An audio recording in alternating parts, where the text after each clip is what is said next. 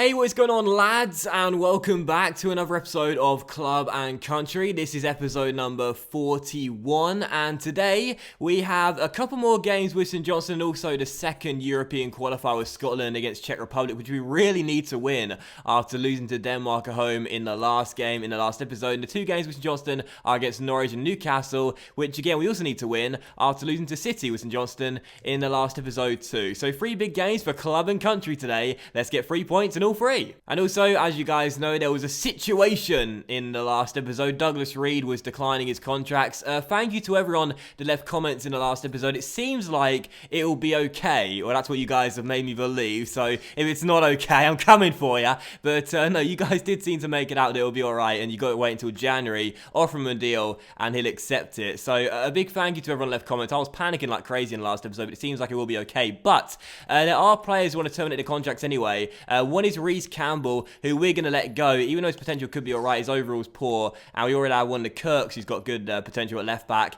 in our academy right now. It's Kirk Taylor, and also of course Kieran Tierney in the first team too. And there was someone else who just wanted to terminate the contract, but I forgot who it was. I think it was Lucas Graham. You would have seen it on the screen anyway. I'm going off memory, but I think it was Lucas Graham said he wanted a pro deal, but he's only got 76, 82 potential, and his overall's 49 as well. So we're going to let him go as well. Both of those players giving me ultimatums. I'm not giving in to their demands. They're both gone. Goodbye. And so as we go into the first of 3 big games in today's episode, it is our second European qualifier with Scotland. After losing the first one at home to Denmark, this is a really important game. Our group is pretty tough. We need to win this one and get ourselves our first victory of the qualifying group. We're away against Czech Republic. Can we get the win? Let's hope so. Come on, Scotland. We can't have 2 defeats from 2 though. That would be disastrous. Sutar through towards Liam Brickett, and a good chance on the break here if we get our skates on. Jordan Rhodes receives the pass and rolls it through towards Ryan Gould, who held his run. Gould one-on-one with a goalkeeper, fires it wide of the post. There was a covering defender that wouldn't let him go. I went onto his left foot, tried to bend it in, couldn't do so. Still 0-0. Big missed opportunity. You know, the one thing we're really missing with Scotland is a player that's extremely rapid. We have Oliver Burke, but I don't really want to use him as you have a game with St Johnstone on the weekend. Of course, the club and the country are both important, but the club is more important to me right now as we continue to make progression. But really, we need more pacey players, and it's hard to get those youth players too. So throughout this series, that's going to be a real challenge for me, not being able to rely on blitzing past defenders with rapid players that we have, as Richie finds Brickett. But let's play more of a technical game with the Scots, and that's going to be quite a difficult task for me to do. But here's Matt Phillips, one of the few pacey players, going down the right-hand side, and away he goes. Still Phillips on the ball. Can he cut inside? Matt Phillips still crossing to the centre, and there is Jordan Rhodes to head it in and make it 1-0 to the Scots. He starts ahead of Leigh Griffiths, and that is why. Rhodes with the header, Matt Phillips with the assist. 1-0 to the Scots. We really needed that. Great work from Phillips. Rhodes times his run to perfection and nods the ball into the bottom corner. 1-0 to Scots. Come on. Phillips to Gould, and a great ball out wide towards Matt Ritchie. That's what Ryan Gould can do for you. Now Matt Ritchie on the ball with the fake shot, takes it around 1, across to the middle, and there is Gould at the far post, who heads it just wide of the post. Goldie's good, don't get me wrong, but to be honest, he's not really shown me as much as he needs to for the best player in the nation. But here's Richie on the ball, finding Ryan Gould, who fires it way off target. It's just that there's players you have in your nation, there are players you have in your team. When they're the best overall, you typically turn to them for them to get you out of a crisis, for them to get you out of a situation, for them to step up. Of course, you watch my career mode with Dortmund, that is what Menendez does for us, and rightfully so. But with Scotland, Gould doesn't give me that same level of confidence. So I feel like we need a better player for St Johnstone and also for Scotland too, that becomes the best player in the nation and proves it on a regular basis. Shinny off the bench finds Matt Phillips, inside towards Tom Kearney, back towards Phillips, back towards Kearney with the fake shot, takes around 1, and away we go here with Liam Brickett receiving the ball, back towards Tom Kearney. Brickett continues his run, but will go down the left anyway towards Matt Ritchie, inside towards Robertson. Good build up here, Robertson back inside towards Ritchie. Excellent football from Scotland, and that deserved a goal. Czech Republic trying to pass out from the back. They've got to be careful here with Rose lurking, and they just about get the danger clear, but still it's not fully clear as Gould receives a loose ball, plays it inside towards Ritchie with the fake shot, trying to take around his man and get himself inside to shoot. Excellent stop by the goalkeeper. Our loss streak with club and country ends after 3 games. We get ourselves a big win here with Scotland and bounce back after our first defeat on the first game of the qualifying group with a big win here over Czech Republic. Well done to Scots. A deserved win as well, played very well in a much needed win too. 1-0 the final score, we'll take it. Massive victory there. And just before we move into the second game of the episode against Norwich here, we have a monthly scouting update from Jack. So let's take a look at who he's got for us this month. Duncan Robertson could still be around after 3 months, but we were looking for the creme de la creme, really. And I'd rather not waste my time on him. But Barry McNeil still looks okay. His overall's good, which is what I really like about him. So we'll put him in the academy anyway and see what he's like. Ewan Graham looks very good as a goalkeeper. It's so easy to scout good goalkeepers, though. I don't know why, but we'll add him to the academy anyway. Alistair Graham looks pretty decent as well. I don't know why it costs so loudly there. He could just turn out to be bang average. He looks alright though. Angus McNeil not quite as good. Patrick Hamilton's not going to make it. Oliver Patterson might do. Oliver Peterson even, sorry. Could be alright. Gordon Clark, probably not. We'll wait and see. Rory McCall, definitely not though. And the final one is Logan McCall, and he's rubbish. So now we move into the second game of the episode, and the first with St Johnstone today against Norwich away at Carrow Road. Both of us got promoted in Season 1 and both stayed up in Season 2, and now it's Season 3. We're looking for win number 3 of the year with the boys from McDermott Park. So come on, the Sainties, a big victory here at Carrow Road. Let's get the win and get a massive 3 points. Malumbu with a long searching ball for Robbie Brady. Callum Patterson couldn't get there and Brady heads the ball to himself, but there's old man Barry with the tackle and we get the danger clear. Who loves you, Barry? We do! Hamilton with a tackle on his man, trying to outstrength Pinto, can't do so. And Norwich are giving the ball away straight to Kieran Tierney here in a dangerous area. Through towards Duncan Smith. He can strike him. Tony Watt gets in the way. Little drop to McDonald. Oh yes, what a strike! Ewan McDonald scores his first goal in a St Johnstone shirt since being promoted from the academy. And I said last season we need a new striker. Well, we got one in Tony Watt. He scored once this season, but Ewan McDonald's come out of the academy to play alongside Tony Watt, and what a fantastic strike for us to go 1-0 up here at Carrow Road. His first pro goal. It might have potentially took a nick off Olsen, but I think it was going in anyway. Ewan McDonald claims it. 1-0 to the Scots. I'm delighted. Get in.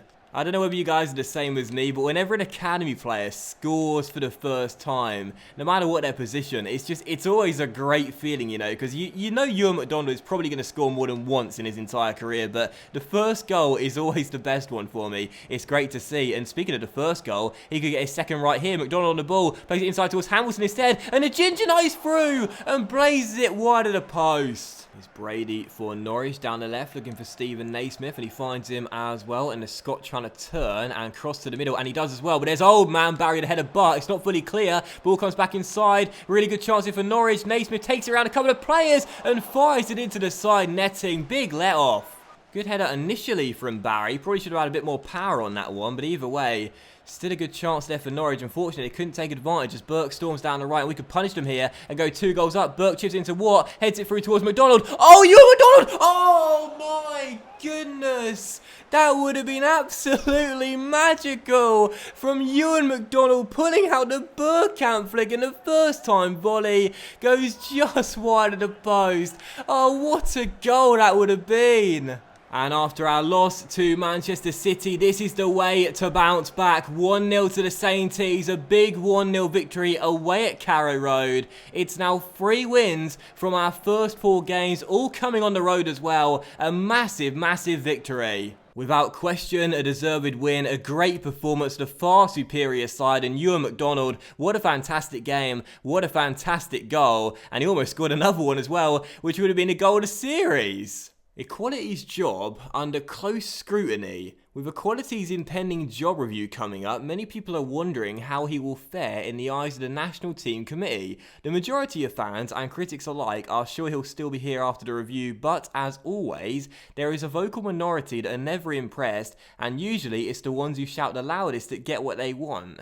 I mean, vocal minority? Who exactly are those people? They must be drunk out of their minds. I am clearly the best manager Scotland have had in a very long time. Alright, so third and final game of the episode at home to Newcastle at McDermott Park. We are currently sitting in 4th place right now, and don't look now, but if we win this game, could go top of the table. However, it is worth mentioning, so far our only home game was a battering at the hands of Manchester City. So hopefully we'll get our first win in Scotland here at McDermott Park and also go top of the table. Let's find out. Come on to St. T's. Well, as you guys know, we don't play well in front of our home fans, but a big win here that could possibly send us top of the table will give me a lot more confidence when playing here in Scotland, and instead Newcastle could have made it 1-0 inside the first 2 minutes. De Jong firing just wide the post. I don't know what it is about coming home to Perth, but we just don't play well in front of the home crowd. And here's Sissoko for Newcastle, finding Tiote, rolls across towards Anita, and Newcastle are in front now. This time, De Jong finds the bottom corner and is carrying nobody as Newcastle go in front and make it 1-0. I just don't know what it is about playing here in Scotland, but we just don't play well. 1-0 to the Magpies, the worst possible start. Here's Ayyyy trying to take it around Duncan Smith. Gets a little bit fortunate, but he'll take it. Anita inside the area. Goes for goal. Deflected. And into the back of the net. And that just sums it up. Newcastle take a 2-goal lead going into the break. We just don't get the luck at home. Nothing goes our way. Ball inside the area towards Anita, who takes shot. And John Souttar deflects the ball into his top corner. And poor old Logan Reed is completely stranded. There's nothing we can do about that one. It's St Johnstone 0, Newcastle 2. There's something about playing in Scotland that just doesn't go well for us. Hamilton keeps the ball in play there, and still a chance here. Rob gets himself inside, and Darlow makes a very good save, and Ayyyy heads it behind for a corner. That's the first time we've actually got inside the area in this game, but Newcastle do a good job of making sure we can't turn the attack into a goal. However, we are getting more joy now in the second half as Kane looks for Tony Watt here down the right-hand side. Ayyyy recovers and gets it clear. We're finally starting to look like a team that can score goals. Patterson, with this giant throw into the middle, looks for Chris Kane. Can he win it in the air? Yes, he can! And he also finds the back of the net. Chris Kane, with his first goal of the season, he looks so much better when coming off the bench, and it comes courtesy of a Callum Patterson giant throw-in. I love the trait so much. It's not as effective as it used to be, but it still works out every now and then. Last season got a goal from this. Liam Craig scored after we flicked it on. This time, a simple header, first time from the throw-in. Kane gets the goal. 2-1, game on. Here's Matt Ritchie inside towards Callum Wilson, the former Bournemouth boys linking up here. Can they score a third goal to wrap the game up? Well, no, because Tini makes the tackle, and away we go on the break here. Hamilton to Tony Watt, waits for Burke to run round the outside on the overlap. Burke on the ball, trying to get himself inside. Oliver Burke goes for goal, and Carl Darlow pulls off a really important save. Come on, one more chance, headed forward there. Rob Hamilton with a fake shot. Oh, referee, there was still a chance there, and you know it, but either way, he blows for full time, and that will do it. St Johnstone 1, Newcastle 2. Same old problems after last year's curse at McDermott Park. It's well and truly back on in Season 3. 2 games at home, 2 defeats, and this one was a bitter blow. Mainly because even though we played poorly in the first half, in the second half we were much, much better. And to be fair, I would say deserved a point. But in the end, Newcastle hold on to all 3. And once again, we lose at home. And that will end today's episode of Club and Country as well, guys. So a massive thank you for watching. I really hope you have enjoyed it. If you have enjoyed today's episode, then please do consider leaving a like, as likes are, of course, very much appreciated. And they really help the channel grow as well. Much love to you all. Have a fantastic weekend, guys. And I'll see you for the next episode of Club and Country. Let's go with tomorrow night. I'll see you then.